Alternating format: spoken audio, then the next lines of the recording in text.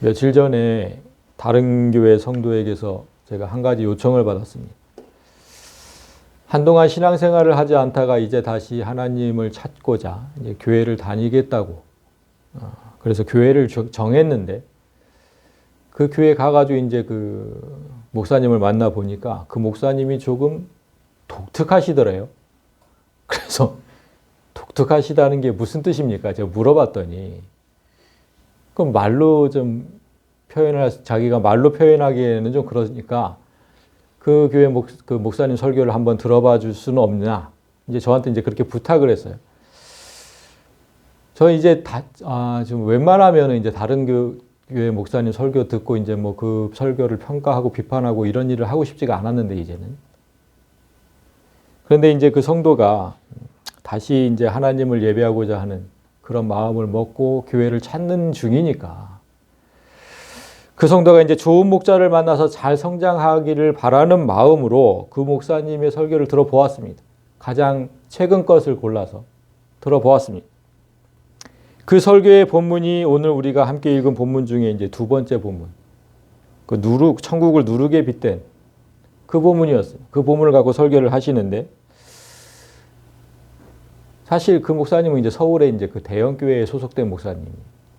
누구나 뭐 들으면 알만한 그런 교회. 거기에 소속된 목사였는데 설교를 들은 후에 제 솔직한 심정은 조금 심란했습니다. 심란했어요. 설교 하나만 들어봐도 그가 어떤 성향의 목사인지를 알 수 있어요. 그가 진정한 하나님의 종인지 사람의 종인지도 알 수 있고 그가 성경 연구를 많이 하는지 안 하는지 그런 것조차도 다 알 수 있습니다. 하나만 들어도 다 알 수 있어요. 그런데 그 모든 면에서 부족함을 느꼈습니다. 참 아쉬웠습니다. 그렇다고 해서 제가 그 성도에게 그 목사님에 대해서 고지고대로 얘기를 하고 그 교회에 다니지 말라고는 할 수는 없는 거죠. 왜냐하면 오늘 본문으로 설교하는 그 거의 모든 목사가 그 목사랑 똑같이 설교를 합니다. 그래서 제가 오늘 말씀을 준비한 겁니다. 그래서 오늘부터 2주간은 왜 오늘 본문을 그렇게 잘못 전하고 있는지 목사들이 거기에 대해서 좀 설명을 드리려고 합니다. 성경이 우리 손에 들어오기 전까지 우리 지금 한글 성경 그 성경이 우리 손에 들어오기 전까지 참 많은 그 나라의 언어들로 번역이 되어 왔죠. 처음에는 뭐 진짜 히브리어 헬라어로 되어 있던 것들이 많은 언어로 이제 번역이 되어 왔는데 그렇게 번역하는 과정에서 당연히 이제 실수가 있을 수 있습니다. 사람이 하는 일이니까. 잘못 번역될 수가 있죠. 그래서 번역에 오류가 있습니다. 하나님 말씀에는 분명히 1.1획도 잘못된 것이 없지만 하나님 말씀은 1.1획도 잘못된 게 없어요. 그렇지만 인간들이 번역하는 과정에는 당연히 실수가 있을 수 있습니다. 따라서 성경의 원어 히브리어와 헬라어를 모르고 성경의 원저자인 성령께 묻지 않는다면 하나님의 뜻과는 전혀 상관없는 뜻으로 메시지를 전달하게 됩니다. 어쩔 수가 없어요. 그래서 원어를 공부를 해야 되는 거고 끊임없이 성령께 물어야 되는 겁니다. 그래야 바로 전달할 수가 있어요. 그런데 오늘 본문을 거의 모든 목사가 잘못된 메시지로 전달하고 있다면 그들이 성경 원어를 공부하지 않았다는 것이고 성령께 묻지도 않았다는 거죠. 그냥 한글 성경만 가지고 제가 느끼는 그대로 그렇게 설교했다는 것밖에 안 됩니다. 많은 목사가 그렇다니까. 그럼 뭐 제가 그 성도에게 다른 교회로 가라는 건 아무 의미가 없죠. 뭐 어떤 교회로 가면 좀 나은지 저는 알 수가 없습니다. 그걸 알 수가 없으니까. 단지 그 정한 교회 목사님이 심각한 이단적인 설교를 하지 않고 그냥 하나님 말씀을 전하고 있다면 그것으로 그냥 족할 것인데 제가 그렇게 마음 먹은 건 예수님께서 그렇게 말씀하셨기 때문이에요. 예수님께서 그냥 놔두라고 그런 목사도. 한번 볼까요? 뭐라고 하셨는지. 자, 마태복음 지금 9장 마가복음 9장을 잠시 마가복음 9장 38절인데 선생님 우리를 따르지 않는 어떤 자가 주의 이름으로 귀신을 내쫓는 것을 우리가 보고 우리를 따르지 아니함으로 금하였나이다. 예수님께서 이제 다니시면서 귀신을 내쫓는 장면들을 보고 어떤 사람들이 이를 흉내냈다는 거죠. 흉내를 냈어요. 그런데 그 모습을 이제 제자들의 목격을 하고, 그래서 제자들이 그 사람들을 막았다는 거예요. 뭐라고 막았냐면 우리를 따르지 아니함으로. 그러니까 네가 우리 스승과 무슨 관련이 있길래? 네가 우리 스승할 때 뭐 배우기라도 했냐? 왜 따라하느냐? 이게 막았다는 거죠. 그렇게 막았습니다라고 이제 예수님께 말하니까 예수님께서 막지 말고 그냥 두랍니다. 예수께서 이르시되 금하지 마라. 내 이름을 의탁하여 능한 일을 행하고 즉시로 나를 비방할 자가 없느니라. 그러니까 오늘날로 말하면 예수 이름으로 기도하고 말씀을 전하는 자들은 그때만큼은 예수를 비방하지 않는다는 뜻입니다. 비록 그들에게 성령이 없을지라도, 성령에게 묻지도 않고 그냥 그렇게 전하고 성령이 없을지라도 목사의 노릇을 할 때만큼은 예수를 비방하는 일은 절대로 없을 것이다, 그 뜻이거든요. 그렇지 않습니까? 목사가 누가 예수를 비방하겠습니까? 성령이 없을지라도. 그래서 예수님이 이 말씀을 하시는데, 우리를 반대하지 않는 자는 우리를 위하는 자다. 그러니까 예수를 따르지 않는 자, 즉 진리를 모른 채 목사 흉내만 내는 자들도 우리 편이다, 이렇게 말씀하신 거예요. 우리를 따르지 않는 자라고 그랬잖아요. 우리를 따르지 않는, 진리를 따르지 않는 자예요. 그런 자들도 우리 편이다. 그러니까 그저 예수를 욕하고 반대만 하지 않으면 된다. 이 악한 세상에서는 그것만으로도 족하다는 겁니다. 너무 슬프지 않습니까? 그만큼 없다는 거예요. 진리를 전하는 목자가 그만큼 없다는 거예요. 그냥 반대만 하지 않으면 된다. 예수를 욕하고 비방만 하지 않으면 된다. 너무나 슬퍼요. 제가 이 말씀을 볼 때마다, 이 말씀 볼 때마다 너무나 슬프다. 예수님께서 막지 말라고 하셨으니까 저도 그 성도가 그 교회로 가는 걸 막지 않겠습니다. 그러나 그들이 말씀을 어떻게 잘못 전했는지는 바로 알려야죠. 그게 제 의무고. 그래서 저는 분명히 바로 전하고 들을 귀 있는 자는 들으라고 할 수밖에 없습니다. 자, 그래서 오늘 말씀을 전하죠. 오늘 제가 이제 두 군데서 읽었는데, 먼저 그 마태복음 13장은, 두 번째 본문이 속해 있는 그 마태복음 13장은 전체가 천국을 설명하고 있는 천국장입니다. 천국장. 예수님은 그 천국을 보시면 알겠지만 천국을 설명하실 때마다 비유를 사용하면서 설명하시죠. 비유. 지난 주일에 근데 우리가 비유에 대해서 이제 좀 말씀을 전해드렸는데 두 가지가 있다 그랬죠. 비유에는 두 가지가 있다. 그래서 바울이 얘기했던 비유는 예수님이 했던 비유와는 다른 거였어요. 다른 거. 기억나십니까? 예수님이 지금 천국을 설명하시는 것처럼, 자, 두 가지. 예수님이 쓰신 비유법은 이 파라볼레라는 단어입니다. 파라볼레. 어떤 사실을 쉽게 설명하기 위해서 예를 들어 설명하는 거죠. 자, 예를 들면 이런 거야. 이거 비유하는 거. 어떤 것에 비유하는 거. 이걸 파라볼레라고 해요. 그런데 두 번째 비유법. 자, 저번째 이제 바울이 했던 거는 이 알레고레오입니다. 알레고레오. 어떤 사실 뒤에 다른 뜻이 숨어 있는 겁니다. 다른 뜻이. 이게 상징적인 거죠, 상징적. 자, 이거는 이거를 상징하는 거야. 이렇게 얘기하는. 다른 뜻이 숨어 있는. 자, 이걸 알레고레오라고 하는데 이 두 개의 비유법을 착각하면 안 돼요. 문제는 그겁니다. 이 두 개의 비유법을 자꾸 착각을 해요.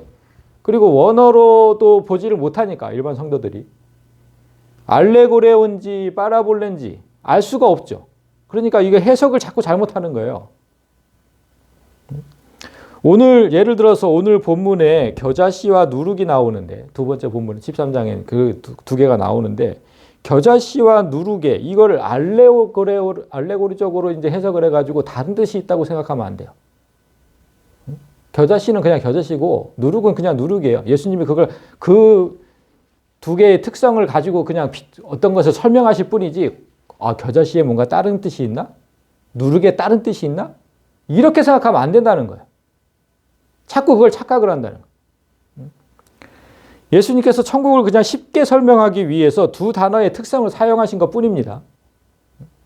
그 단어들, 그런데 이 알레고리오는 다르죠. 이 알레고리오는 어떻게 다릅니까? 지난주에 사라와 하갈에게는 다른 뜻이 있다 그랬죠. 두 언약이 있다. 이렇게 얘기했잖아요. 사라와 하갈에게는 두 언약이라는 다른 뜻이 있다. 사라는 믿음의 언약이라는 뜻이 있었고 하갈은 율법의 언약이라는 뜻이 있었다. 다른 뜻. 그러니까 이 사라와 하갈을 가지고 믿음과 율법 대신에 다른 거를 또 갖고 와가지고 뭐 이렇게 얘기하면 안 돼요. 그냥 사라는 믿음의 언약, 하갈은 율법의 언약 이렇게 성경이 얘기한 대로 요것만 갖고 얘기를 해야지. 요거에 외에 또 다른 뜻이 있다 이렇게 얘기하면 또 안 된다는 거예요. 이런 두 비유의 차이점을 이해하지 못하면 예수님께서 파라볼레라는 그 비유법으로 이제 설명하신 것을 자꾸만 이 알레고리오로 이제 해석을 하니까 잘못 해석하게 된다 이 말입니다. 엉뚱한 설교를 하게 되는 거예요. 그래서 엉뚱한 설교를. 거기에 뭔가 다른 뜻이 있는 것처럼. 그러면 안 돼요. 이 두 비유법이 헷갈리지 않으려면 파라볼레에는 뭐가 있다는 겁니까? 예를 들어서 이게 항상 이 두 개가 들어가야 돼요. 예를 들어서 설명할게. 이러면 파라볼레고 마치 뭐뭐뭐가 같다. 이러면 파라볼레인 거예요. 이게 두 개가 반드시 들어가요. 예수님이 천국을 설명할 때는 항상 이렇게 얘기하셨어요. 그러니까 알레고리로 해석하면 안 돼요. 자, 13장에 예수님께서 천국에 대해서 5가지로 얘기를 하시는데 다 이 방법이 들어갔습니다. 자, 비유를 들어 이르시되 여기서 비유, 파라볼레. 그러면 천국은 마치 이렇게 하시잖아요. 파라볼레다 이거는. 똑같아. 33절. 비유로 말씀하시되 천국은 마치. 다 천국은 마치. 천국은 마치. 천국은 마치. 다 파라볼레. 이걸 자꾸만 막 밭에 감추인 보아라 그러면 거기에 다른 뜻이 있는 것처럼 그렇게 해석을 하면 안 된다는 거예요. 알레고리적으로 해석하면 안 된다는 거예요. 그런데 그렇게 해석하는 목사들이 너무 많은 거예요. 알레고리로. 그 두 개를 반드시 잘 구별해서 해석하고 설교를 해야 한다. 그걸 먼저 말씀을 드리고요.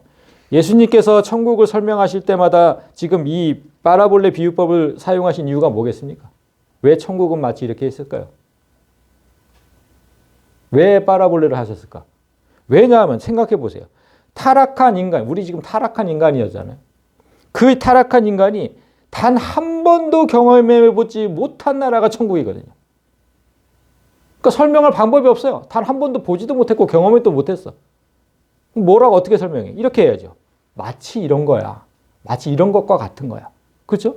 서울 한 번도 못 가본 시골 사람들한테 서울에 가보면 마치 이렇게 설명하잖아요. 한 번도 우리가 천국을 경험해 보지 못했기 때문에 파라볼레를 사용하실 수밖에 없다. 이 사실을 알아두시고요. 그러니까 예수님도 이제 그래서 내가 파라볼레를 사용하는 이유를 분명하게 이렇게 말씀하십니다. 예수께서 이 모든 것을 무리에게 비유로 파라볼레로 말씀하시고 파라볼레가 아니면 아무것도 말씀하지 아니하셨다. 왜냐하면 이는 선지자를 통하여 말씀하신 바 내가 입을 열어 파라볼레로 말하고 창세로부터 감추인 것들을 드러내리라 함을 이루려 하십니다. 그러니까 창세로부터 계속해서 감춰져 있었어요. 이 천국의 비밀이. 그걸 쉽게 설명하려고 알아듣게. 한 번도 인간들이 보지 못하고 경험도 못했기 때문에 알아듣게 쉽게. 그래서 파라볼레를 한 거예요. 이걸 반대로 신천지는 뭐 그냥 더 어렵게 하려고 비유를 하셨다는 거예요. 그거 아니 반대입니다. 반대. 알아듣기 쉽게. 자, 그래서 이렇게 예수님은 우리가 단 한 번도 보지 못한 천국을 잘 이해하도록 비유를 파라볼레를 사용해서 가르치셨는데 그런데 왜 오늘 본문을 자꾸만 다르게 해석을 할까요? 예수님이 지금 파라볼레를 사용하신 이유가 잘 알아듣기 위해서 그렇게 해서 사용하신 거라니까. 근데 왜 우리는 잘 알아듣지 못하고 자꾸 다른 해석을 하냐 이 말이죠. 왜 그럴까요? 그것도 많은 목사들이, 성도들도 아니고. 그 이유는 아까 제가 얘기했듯이 물론 이 원어 연구를 소홀히 하고 또 성령께 묻지 않고 이런 이유가 크죠. 그렇지만 특별히 오늘 본문을 잘못 이해하는 이유는 뭐냐면요. 천국에 대한 선입견 때문입니다. 천국에 대한 선입견이 우리 속에 너무 커요. 그것 때문에 자꾸 잘못 설명을 하는 거예요.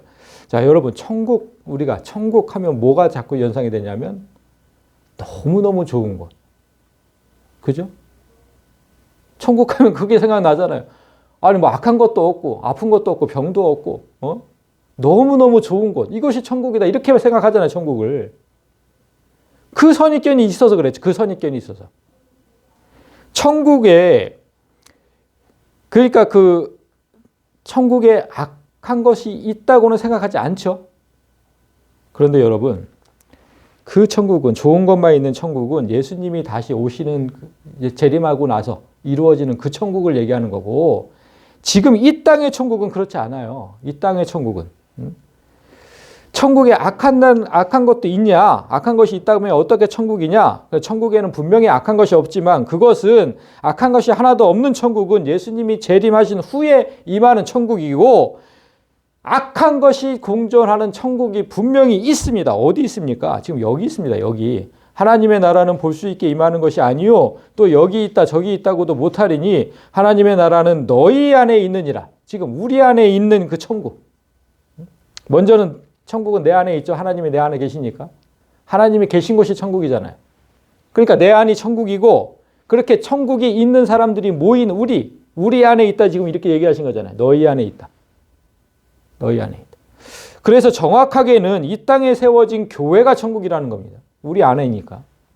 교회가 천국이다. 교회가. 그 말이에요. 교회가 천국이다. 이 땅의 천국은 교회를 의미하는 거다. 그러면 이 땅의 천국에는 당연히 선과 악이 공존하겠죠. 여기 지금 악이 없습니까? 우리 안에 악이 없어요? 있잖아요. 당연히 공존해요. 그래서 마태복음 13장은 모두 그 천국을 설명하는 거예요. 선과 악이 공존하는 천국을 설명하고 계신 거예요. 마태복음 13장은. 따라서 선한 것과 악한 것을 함께 설명하시는 거예요. 이런 것은 선한 거고 이런 것은 악한 거고. 그 13장 안에 그게 다 들어있어요. 예수님이 오시면서 이 땅에 교회가 세워졌잖아요. 예수님이 2000년 전에 오시면서 이 땅에 교회가 세워졌고, 그 교회는 그래서 그 후로 2000년 동안 계속해서 사탄의 공격을 받고 있습니다. 그래서 우리는 이 땅의 교회가 전투하는 교회라고 배웠잖아요. 악한 것이 있으니까 전투하는 거잖아요. 그래서 조직신학을 배우는 이유가 그런 거예요. 전투하는 교회입니다. 이 땅의 천국은 전투하는 천국. 에베소서에서도 뭐라 그랬습니까? 그래서 이 땅의 천국은 아직 미완성인 채로 점점 지어져 간다. 이 표현을 했잖아요. 아직 미완성이에요. 천국이 아직 미완성이라고. 그래서 지어져 간다 그랬거든요. 에베소서가 그런 표현을 했고, 그래서 늘 아직 연약함이 있기 때문에 사탄의 공격을 받는 거죠. 그 나라에 대해서, 그러니까 아직 미완성, 아직 연약한, 지어져 가는 그런 나라에 대해서 지금 예수님이 쭉 말씀하고 계시는데, 우리는 늘 천국에 대한 선입견이 있으니까 좋은 것만 생각하고, 천국은 마치 이렇게 시작하면 그냥 좋게만 해석을 하는 거예요. 좋게만. 예수님이 지금 계속 천국은 마치 이러니까 이것도 좋은 뜻일 거야. 이것도 좋은 뜻일 거야. 그 천국에 대한 선입견 때문에. 그래서 그 모든 목사가 그렇게 설명을 하는 거예요. 분명히 구분을 하셔야 돼요. 이 땅의 천국과 나중에 올 완전한 천국. 그걸 구분해서 생각을 해야 돼요. 오늘 본문도 그런 선입견으로 보니까 이제 두 비유 모두 좋은 뜻으로만 해석한 건데, 자, 31절 비유를 들어 이르시되 천국은 마치 사람이 자기 밭에 갖다 심은 겨자씨 하나 같으니 이는 모든 씨보다 작은 것이로되 자란 후에는 풀보다 커서 나무가 되매 공중의 새들이 와서 그 가지에 깃들이느니라. 거의 모든 목사가 이 두 구절을 교회의 외적 성장으로 해석을 해요. 자, 겨자씨가 모든 씨보다 작은 거잖아요. 근데 자란 후에는 풀보다 커서 나무가 된대요. 그러니까 이제 이 교회, 천국, 이 땅의 교회가 그냥 왕성하게 성장하는 그런 외적인 성장. 아주 좋은 뜻으로 해석을 하죠. 그리고 이 33절은 또 비유로 말씀하시되 천국은 마치 여자가 가루 서말 속에 갖다 넣어 전부 부풀게 한 누룩과 같으니라. 이 구절은 또 거의 모든 목사가 어떻게 설명을 하냐면 교회의 내적 변화라고 설명해요. 교회의 내적 변화. 그러니까 가루 속에 누룩이 들어가서 그 가로를 변하게 하잖아요. 내적 변화. 성도가 그냥 성령으로 이제 막 변화가 돼가지고 그렇게 또 성장하고 뭐 이렇게 설명을 해요. 제가 들은 이제 목사님 설교도 똑같아요. 이렇게 설교를 했어요. 근데 정말 그런 뜻일까요? 저도 예전에 목회를 하기 전에 이런 뜻으로 설교를 들었고 여러분도 다 여태까지 이 두 구절에서 그렇게 설교를 들었을 건데 정말 그런 뜻일까? 왜 한 번도 다르게 생각을 해보지 않았을까? 결론부터 말씀드리자면 이런 해석과는 정반대의 뜻을 담고 있습니다. 이건요, 이 두 구절은 지금 이 땅의 천국에서 가장 안 좋은 상황을 예수님께서 설명하고 있는 거예요. 교회의 가장 안 좋은 상황. 이거랑 이거.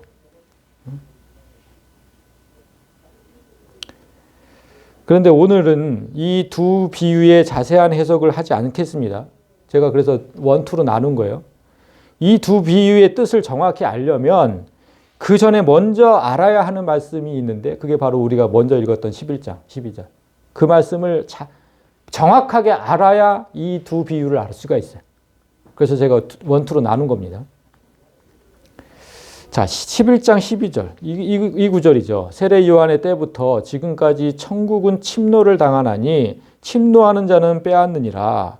이 말씀을 알아야 두 번째 본문을 잘 알 수 있다. 그래서 오늘은 이 말씀의 뜻을 설명하고 두 번째 본문은 다음 주일에 이어갑니다. 자, 이 구절 제가 찾아보니까 2년 전에 한번 설명을 한 적이 있었어요. 기억나세요? 이게 무슨 뜻이었는지? 2년 전이니까 당연히 기억 안 하시겠죠.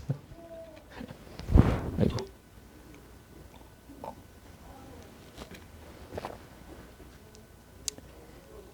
자, 이 구절은요, 먼저, 제가 아까 그랬잖아요. 그 성경이 원어로부터 이제 여러 나라 언어로 이제 번역이 되어 왔다고. 정말 심각하게 잘못 번역한 구절들이 몇 개가 있는데 그 중에 하나입니다. 그 중에 하나. 너무 심각하게 잘못 번역한 구절. 다음 주일에 이어가는 두 번째 본문은 해석을 잘못한 거예요. 번역이 잘못한 게 아니라 해석을 잘못한 건데 이 본문은 번역이 잘못된 거예요. 번역이 잘못됐으니까 당연히 해석이 잘못하겠죠. 그래서 성도들이 천국을 잘못 이해한 대표적인 구절입니다. 자, 세례 요한의 때부터 이렇게 했잖아요. 세례 요한의 때부터. 이 말씀의 뜻은 뭐냐면 세례 요한이 태어날 때부터가 아닙니다. 세례 요한이 세례를 주기 시작한 때부터입니다. 예수님이 이렇게 말씀합니다. 세례 요한이 세례를 준 때부터 지금까지 천국은 침노를 당하고 있대요. 자, 그러니까 무슨 뜻인가요? 사람들에게 세례가 베풀어졌을 때부터 지금까지 천국은 침략을 당하고 있고 침략하는 자가 천국을 빼앗고 있다. 이렇게 말씀하셨다는 건데 이 뜻이 번역한 그대로라면 정말 놀라운 거 아닙니까? 정말 놀랍잖아요. 오늘날까지, 지금까지, 이게 오늘날까지입니다. 오늘날까지도 천국은 이런 상태라는 거예요. 천국은 침략당하고 있고 그런 침략하는 사람들이 차지하고 있고 그래서 제가 이 침노라는 단어를 원어로 보니까 비아조라는 단어인데 힘이나 폭력을 사용해서 강제하고 압도하는 겁니다. 압도하다. 강제로 폭력을 사용해서. 완전 꼼짝 못하게 점령하는 거죠. 꼼짝 못하게. 그런 뜻이에요. 이 땅의 천국은 제가 아까 말씀드렸듯이 비록 미완성이기는 해도 그래도 제일 중요한 건 뭡니까? 하나님이 계신 곳이잖아요. 그래야 천국이잖아요. 미완성이긴 해도 하나님이 계신 곳이에요. 하나님이 계시는데 감히 누가 그 나라를 침략해서 강제로 빼앗는다는 것인지 이게 이해가 되지 않았어요. 하나님이 계신데 이런 상황이 벌어진다고? 이걸 왜 한 번도 이상하다고 생각하지 않았을까? 모든 사람들이. 하나님이 계시는데 어떻게 그래요? 그래서 강한 사단의 무리가 일시적으로 천국을 빼앗는다고 해석하는 무리들이 생겨났어요. 이게 이해가 안 되니까 그냥 일시적으로 빼앗는다. 뭐라고 하냐면요. 세례 요한은 헤롯에 의해서 폭력적인 죽임을 당했다. 이렇듯 천국은 원수들, 사단에 의해서 폭력적으로 침노를 당한다. 그래서 일시적이긴 하지만 원수들이 천국을 빼앗는다. 참 정말 말은 정말 너무 잘하지 않아요? 응? 그 지금 예수님께서 아까 뭐라 그랬냐면 세례 요한의 때부터 침략을 당한다고 했잖아요. 그러니까 세례 요한이 이제 어떻게 죽었는지부터 이제 얘기를 하는 거예요. 응? 어떻게 죽었는지. 이렇게 죽지 않았냐? 헤롯에 의해서 폭력적으로 죽지 않았느냐? 응? 그렇게 그럴듯하게 해석을. 그럼 모든 교회는 지금 예수님이 분명히 지금까지라 그랬으니까. 그러면 지금까지 모든 교회는 사단의 수중에 있다는 거잖아. 그렇듯밖에 안 되잖아요. 아니 지금 여기 일시적으로 빼앗는다고 했는데 그 일시적이라는 게 도대체 언제까지일까요? 예수님 오시기 전까지일까요? 언제까지일까요? 이렇게 얘기하면 도대체가 예수님 오시기 전까지를 일시적이라고 할 수도 없고, 응? 아무튼 일시적으로 빼앗는데 이렇게 설명을 해요. 그런데 여러분 성경은 뭐라 그러냐면 교회는 이 땅에 세워진 교회는 절대로 사단의 무리가 침략할 수 없다고 못 박아서 얘기하거든요. 어디서 얘기합니까? 요한 1서에서 하나님께로부터 난 자는 다 범죄하지 아니하는 줄을 우리가 아노라. 하나님께로부터 나신 자가 그를 예수님이죠. 하나님께로부터 나신 자. 이게 예수의 교회잖아요. 예수께서 피로 사신 교회. 그래서 예수님께서 지키시는 거예요. 그 교회를 지키심에 악한 자가 그를 만지지도 못한다 그랬어요. 근데 왜 이런 식으로 해석을 하냐고. 아니 성경을 도대체 어떻게 읽는 겁니까? 교회는 만지지도 못해요. 비록 계속해서 공격은 해도 절대로 침략하지 못합니다. 침략은 못해요. 그런데 사단은 침략하지 못한다라는 이 구절이 있어서 그랬는지 제가 더 우스운 얘기를 할게요. 우리 개신교하고 천주교가 언제 교회 일치를 목표로 해서 성경을 공동으로 번역한 게 있습니다. 그걸 공동번역이라고 하죠. 공동번역 들어보셨죠? 예, 공동번역. 그 공동번역에 사단이 아니라 그래서 사단이 빼앗지 이 말씀 때문에 사단은 절대로 빼앗지 못한다. 그러니까 뭐라고 했냐면 이렇게 번역을 해놨어요. 공동번역. 세례자 요한 때부터 지금까지 하늘나라는 폭행을 당해왔다. 그리고 폭행을 쓰는 사람들이 하늘나라를 빼앗으려고 한다. 이제 사단이 아니라는 거예요. 폭행을 쓰는 사람들. 이렇게 번역을 해놨어요. 참 정말.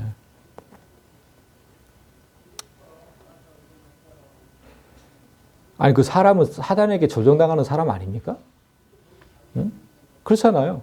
교회를 무너뜨리고 빼앗는 자는 사단에게 조종을 당하는 사람들이지. 이건 도대체 뭐가 또 다르다고. 자, 그래서 이 성경을 보고 또 공동번역이 이렇게 돼 있구나. 이게 사람이었구나, 사람.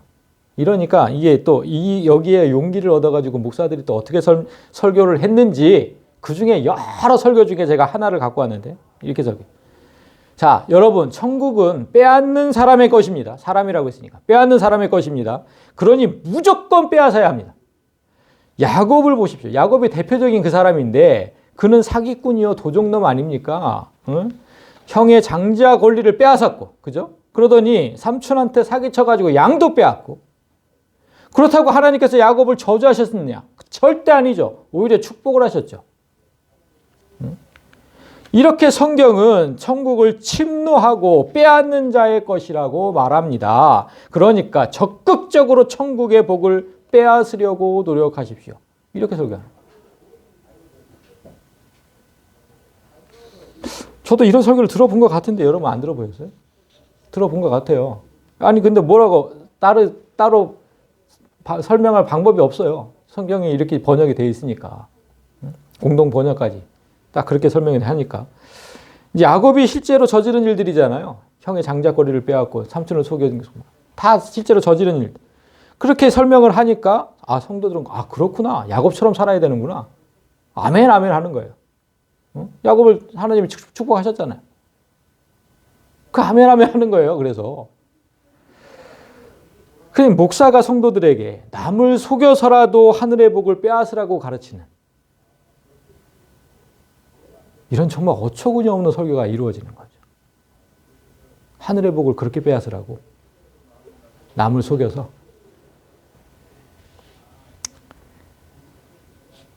그래, 이거 이렇게 설교가 나오는 이유는 물론 잘못 번역된 성경, 그죠? 좀 빨리 좀 고쳤으면 좋겠는데 어떻게 이렇게 안 고치는지 모르겠는데 잘못 번역된 성경과 그 목사들의 연구 부족입니다. 연구 부족. 뭐 이건 변명할 여지가 없습니다. 특별히 오늘 본문은 헬라어의 특이한 문법을 잘 몰라서 생겨난 거예요. 그 천국은 침노하는 자. 그러니까 이게 좀 어려워. 그래서 이제 정말 연세 드신 목사님들은 잘 모를 수도 있고 이해는 합니다. 어렵습니다. 그렇지만 말씀을 잘 알아야 되기 때문에 어렵다 하더라도 분명히 알아야 할 건 알아야 하지 않겠습니까? 자, 지금부터 이제 그 설명을 합니다. 그 헬라어에는 우리는 한번 들었어요. 우리는 한번 들었는데 다시 잘 2년 전이니까 잘 들어보십시오. 한글에나 영어에는 없는 독특한 형태의 문법이 있습니다. 그래서 잘 모르는 거예요. 보통의 언어에는 동사의 용법이 능동태와 수동태만 존재해요. 능동태, 수동태는 다 아시죠? 그 두 개만 존재하는데 헬라어에는 그 중간의 역할을 하는 중간태라는 게 존재합니다. 중간태. 그 본문에 등장하는 동사로 설명을 해보면 자, 아까 침략하다 그랬잖아요. 침략하다. 침략하다는 능동태죠. 그리고 침략을 당하는 건 수동태죠. 근데 중간태라는 건 뭐냐면 능동태로 되어 있어도 수동태로 해석을 해야 될 때가 있고 수동태 형태의 단어로 되어 있는데 능동태로 해석해야 하는 그런 경우가 있다는 거예요. 그걸 중간태라고 해요. 중간태. 그러니까 내가 무언가를 행하는 것은 능동태고 반대로 그 행위를 당하는 것은 수동태입니다. 그런데 중간태라는 것은 때때로 반대로 해석이 된다 이런 뜻이거든요. 능동태는 수동태로, 수동태는 능동태로 이렇게 해석을 해야 된다 이런 거예요. 그래서 침략당하다 이렇게 쓰여 있어도 어떤 때는 침략하다 이렇게 능동적으로 해석해야 되는 경우가 있다. 그 헬라어 문법책을 보면 이렇게 해석해야 하는 경우를 다음과 같이 설명을 합니다.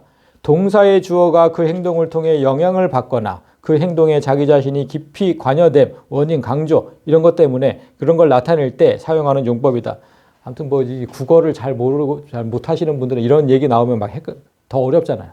더 어려워. 그래서 제가 예를 들어 보겠습니다. 이게 무슨 뜻이냐면요. 자, 나는 씻는다. 이거 능동태죠. 내가 막 세수를 해요. 난 씻는다. 능동태. 그런데 세수하면서 씻겨지는 게 나잖아요. 씻겨지는 대상이 나예요. 씻겨지는 대상이 나.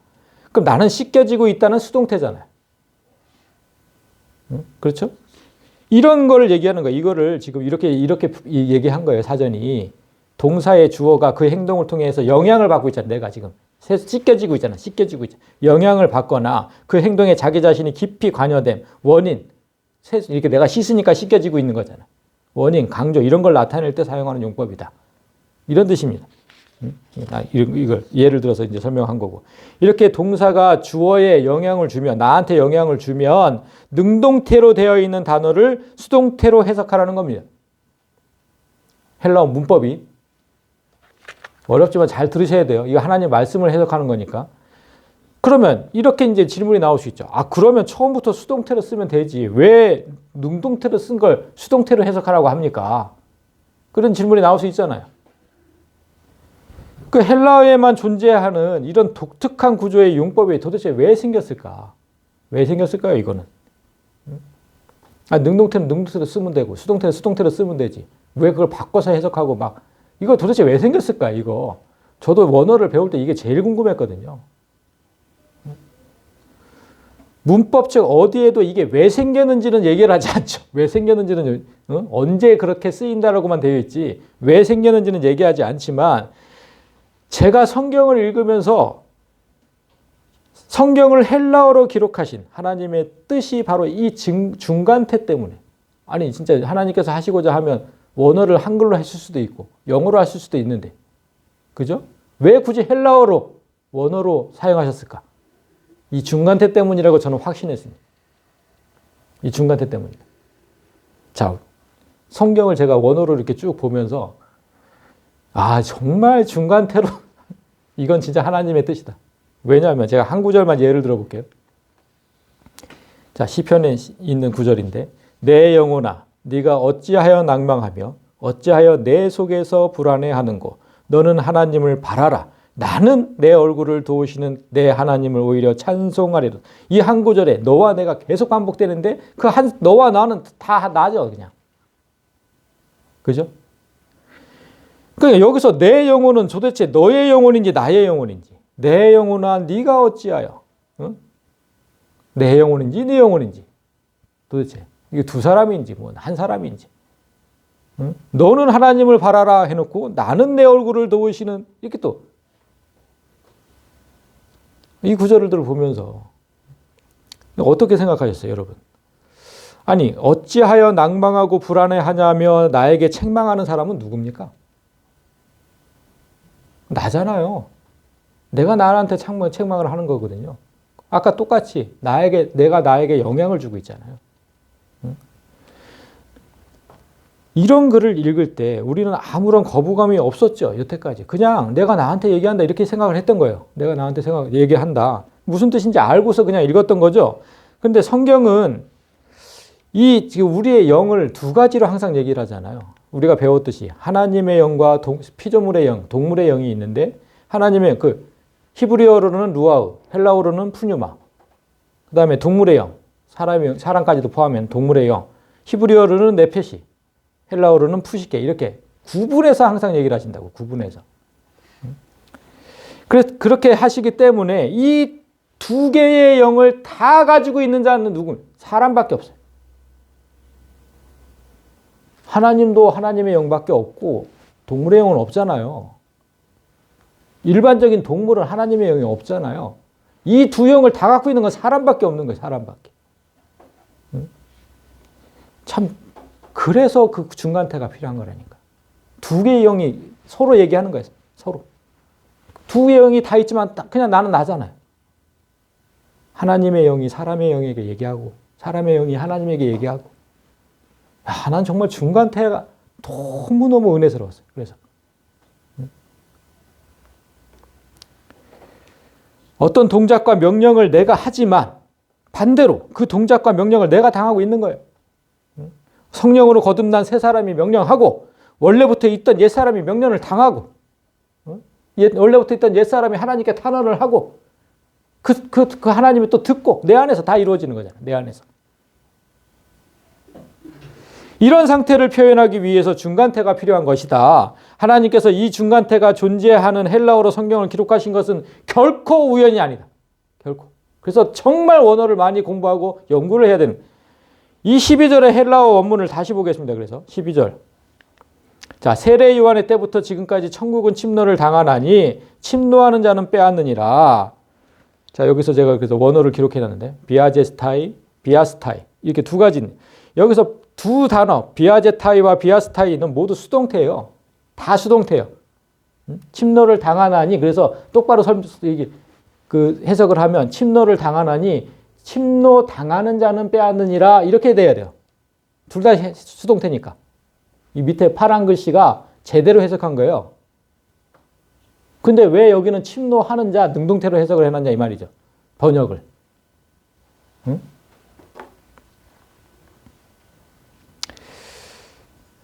자, 그런데 여러분 생각해 보세요. 아까 제가 말씀드렸듯이 천국은 하나님이 계시는 곳인데 어떻게 침략을 당하느냐. 그리고 분명히 침략당할 수 없다. 요한일서에서도 얘기했고.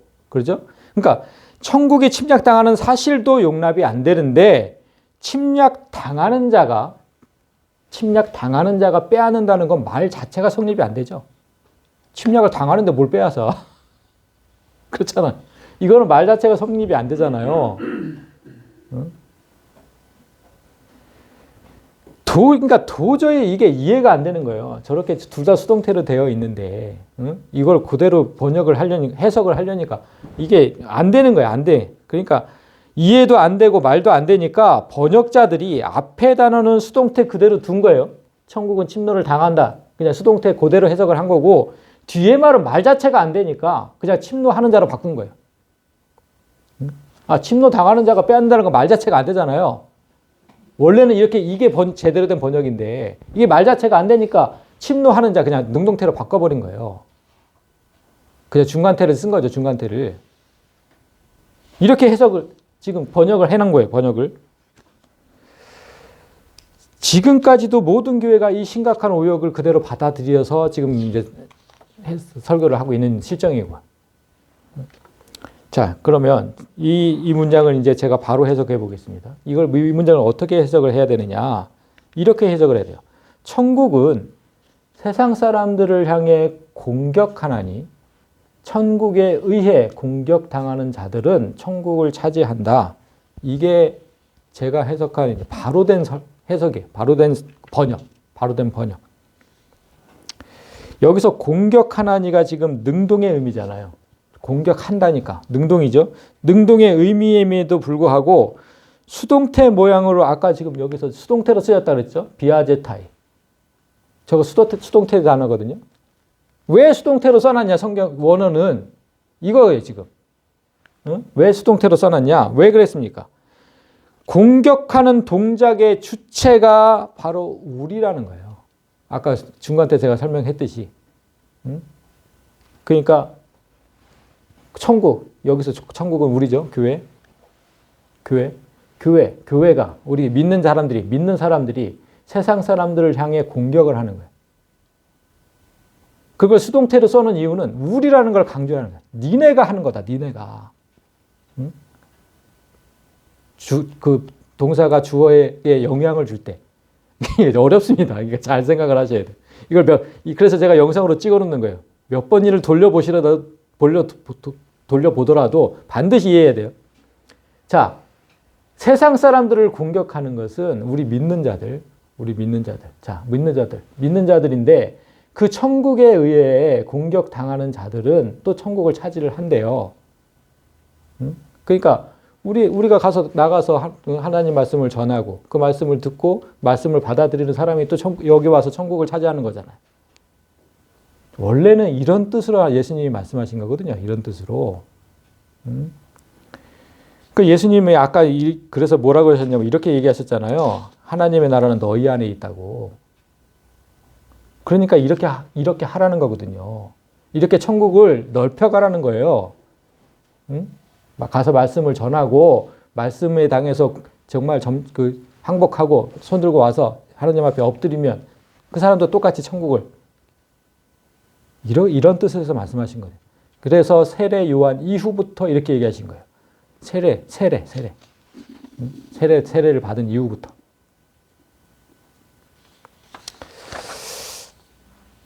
자, 그러면 사단의 세력이 기독교 교리 중에 가장 많이 공격하는 게 지난주에 제가 말씀드렸는데 뭐라 그랬냐면 예수님 십자가를 부인하는 거라 그랬죠. 그러니까 오직 은혜로, 오직 믿음으로 천국 가는 교리를 사단은 제일 많이 공격을 해요. 이 교리를 사단은 사람의 노력과 사람의 의지로 갈 수 있다고 주장한다고 했잖아요. 지난주에도 분명히. 사라와 하가를 통해서. 자꾸만 사람이 할 수 있다. 사람이. 지난주일에 들었던 그 율법신앙. 그 신앙이 바로 세계 각국 교회에서 만연하고 있는 행위구원론입니다. 행위구원론. 우리가 어떤 행위를 통해서 구원에 이를 수 있다.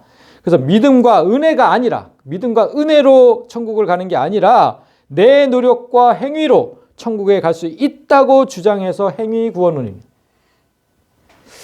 지금의 번역본처럼 천국을 침략하는 자들이 차지한다면, 지금 우리가 갖고 있는 성경처럼 천국을 침략하는 자들이 차지한다면 이건 사람의 노력으로 천국을 차지한다는 의미잖아요. 그죠? 명백한 행위 구원론이고 사단의 계략대로 되는 겁니다. 그런데 성경을 그렇게 번역해 놓은 거예요.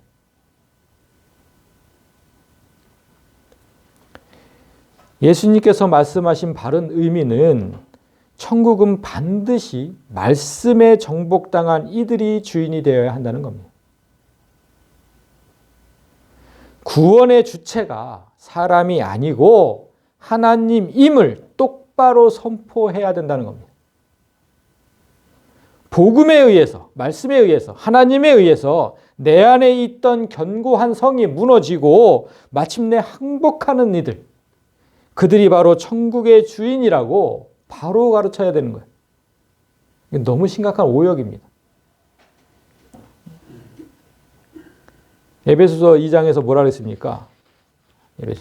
그때 너희는 그 가운데서 행하여 이 세상 풍조를 따르고 공중의 권세 잡은 자를 따랐으니 곧 지금 불순종의 아들들 가운데서 역사하는 영이라. 하나님께서 만드신 이 세상은 당연히 하나님 것인데 하나님께서 만드셨으니까.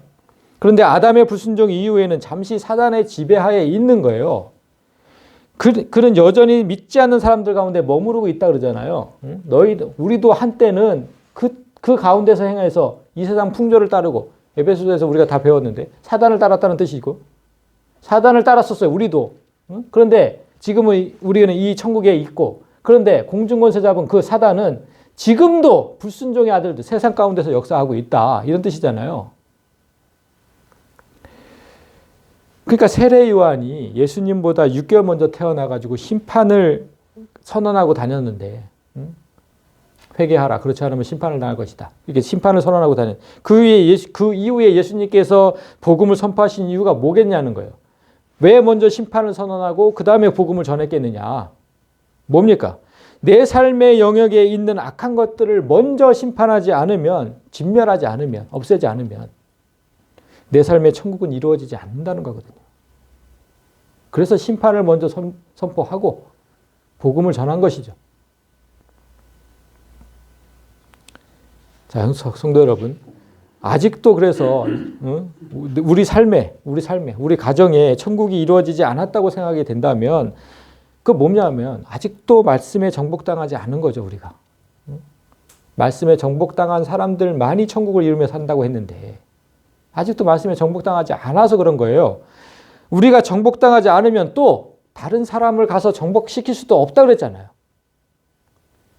그러니까 맨날 그냥 교회가 성장도 못하는 거예요. 말씀에 기꺼이 공격당하고 정복당해야 합니다. 말씀에. 그 힘으로 가족과 이웃을 침노해야 되는 거예요. 그 말씀을 가지고. 말씀에 침노당한 자만이 말씀으로 침노할 수 있다. 이것이 이 땅의 교회가 세워지는 원리라는 거예요.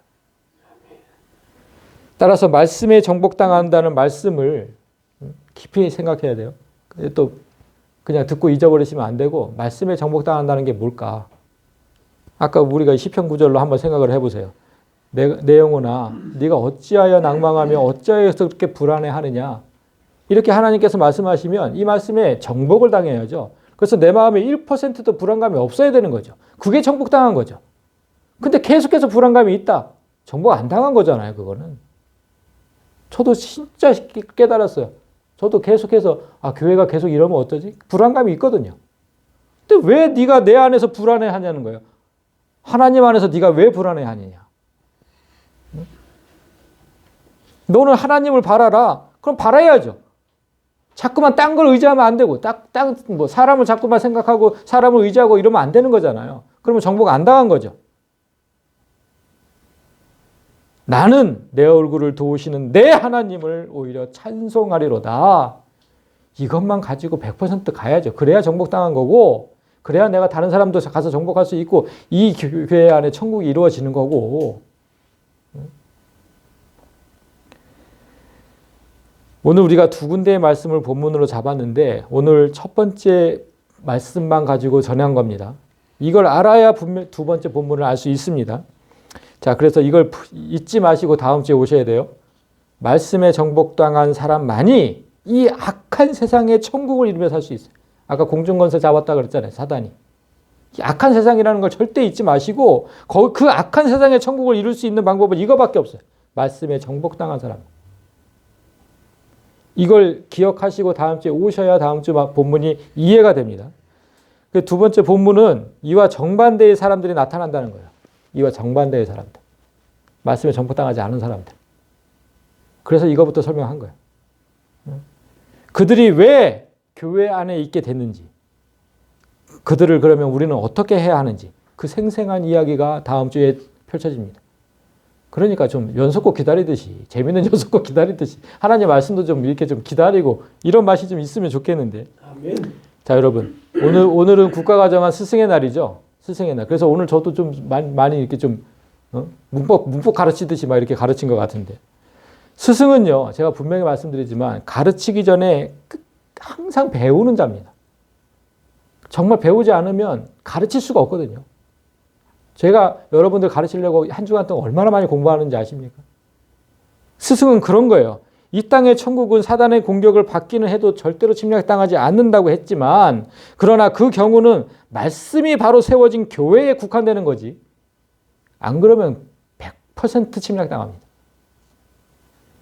바라기는 그래서 가르치는 자나 배우는 자나 하나님 말씀에 늘 열심을 내고 기대하고 기다리고 이런 삶을 살았으면 좋겠습니다.